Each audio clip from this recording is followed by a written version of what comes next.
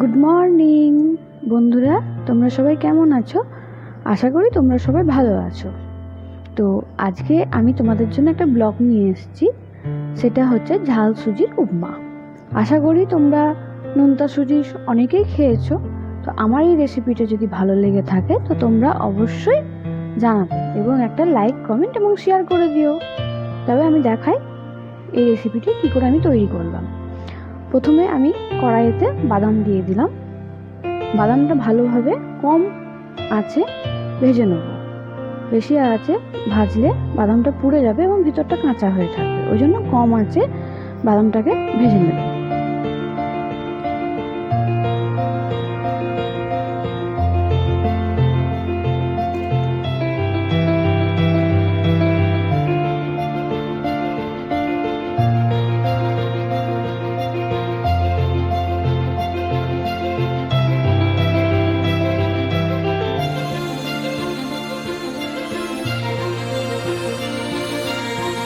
তারপর শুকনো কড়াইয়ে কারি পাতাটা ধুয়ে আমি একটু নেড়ে নেব, যাতে জলটা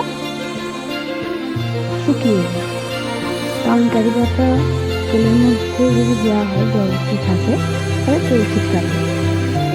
নেড়ে তুলে নিলাম। এরপর আমি তেল দিয়ে দেবো।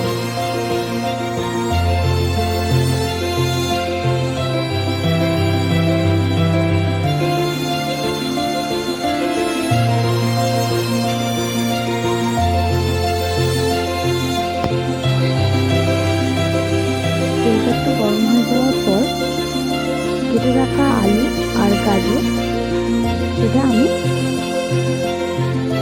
কড়াইয়ের মধ্যে দিয়ে দেব। তার আগে আমি একটু শুকনো লঙ্কা দিয়ে দিই। আপনারা যদি পারেন কাঁচা লঙ্কাও কুচি করে দিতে পারেন। আমি শুকনো লঙ্কাই দিয়েছি।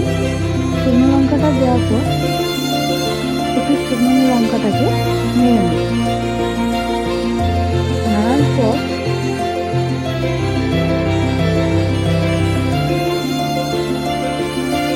ওই তেলের মধ্যে আমি কুচি করা আলু আর গাজরটা দিয়ে দিই।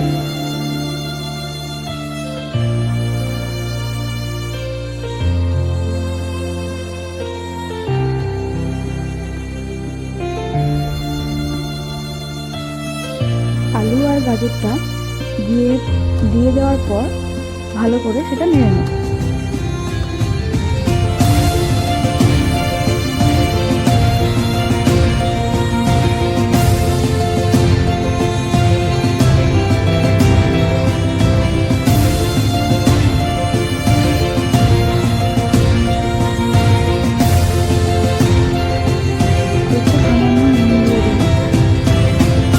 স্বাদ অনুযায়ী একটু হলুদ দিয়ে দেবো পরিমাণ মতন। অনেকে সাদা উপমাও খায়, অনেকে আবার হলুদ কালারও হয়। হলুদ কালারটা বলতে হলুদ দিলে হলুদ হবে। হলুদ যদি কেউ যদি না পছন্দ করেন, শুধু সাদাটা পছন্দ করেন, তাহলে হলুদটা দেবেন না।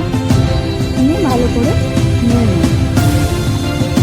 ভালো করে নিয়ে যাতে হলুদ নুন সবটাকে মিশে যায়, ভালোভাবে নেড়ে নেবো। তারপর ঢাকা দিয়ে সিদ্ধ হবে।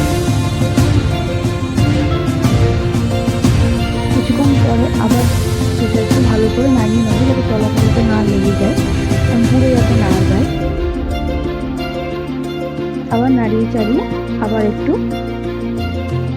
দেখে নেবো সিদ্ধ হয়েছে কিনা আলুটা। যদি না হয়েছে আবার ঢাকা দিয়ে দেবো।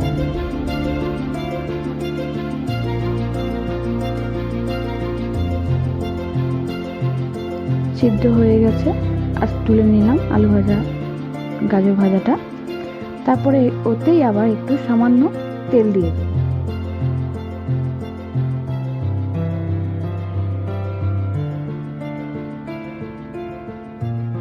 তেল দিয়ে দেওয়ার পর ওই তেলটা গরম হয়ে গেলে ওর মধ্যে সামান্য পরিমাণে দিয়ে দেবো সর্ষে। সর্ষে কিন্তু তেলে প্রচণ্ড ছিটকায়, তো তার জন্য আমি সর্ষেটা দেওয়ার পর একটু নাড়িয়ে চাড়িয়ে নেওয়ার পর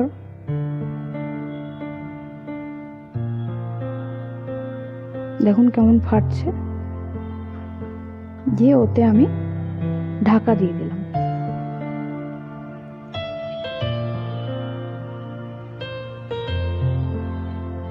তারপর কারি পাতাগুলো দিয়ে দিলাম। তারপর একটু নেড়ে নিলাম। কারি পাতাগুলো ভালো করে তেলে ভেজে নিলাম।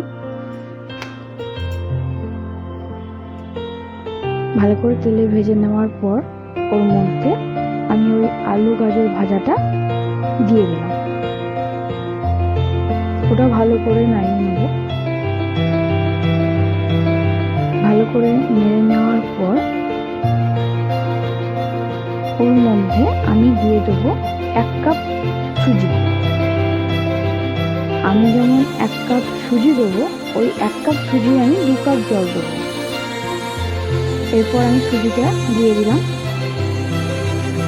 1 কাপ সুজি। 1 কাপ সুজিটা দেওয়ার পর ভালো করে নেড়ে নিলাম, ভালো করে মাখিয়ে নিলাম। দেখুন পুরো সুজিটাও হলুদ হয়ে গেল।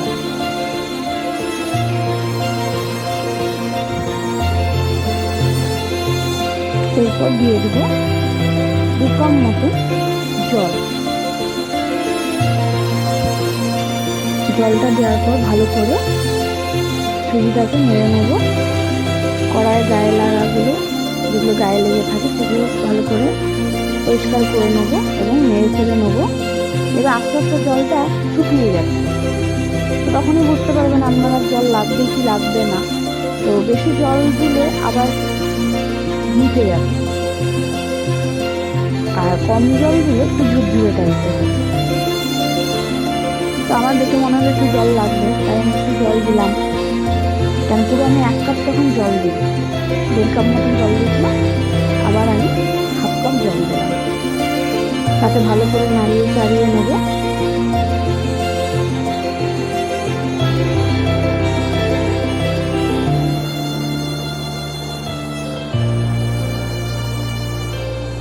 দেখছেন আস্তে আস্তে কেমন ড্রাই হয়ে যাচ্ছে, জলটা শুকিয়ে যাচ্ছে। পুরো এটা ড্রাই হয়ে যাবে, ঝুরঝুরে হয়ে যাবে।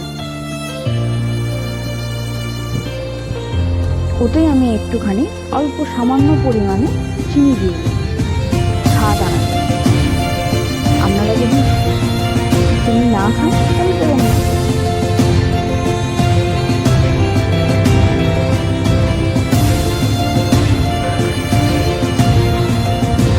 চিনিটা দেওয়ার পর আবার ভালো করে আমি নেড়ে নেব।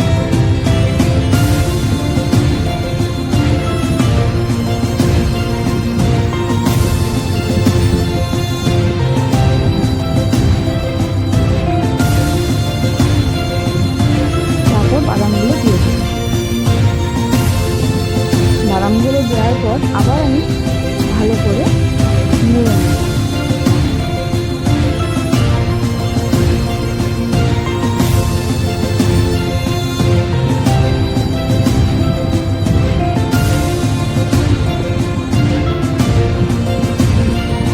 দেখুন আমার সুজি রেডি হয়ে গেছে। চিনিটা ঝাল উপমা।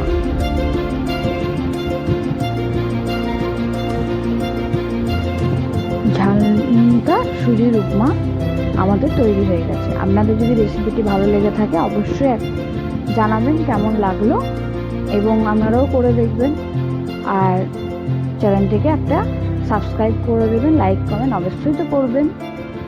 নেক্সট ভিডিওর জন্য অপেক্ষা করুন, খুব তাড়াতাড়ি আসছে আপনাদের কাছে নেক্সট ভিডিও।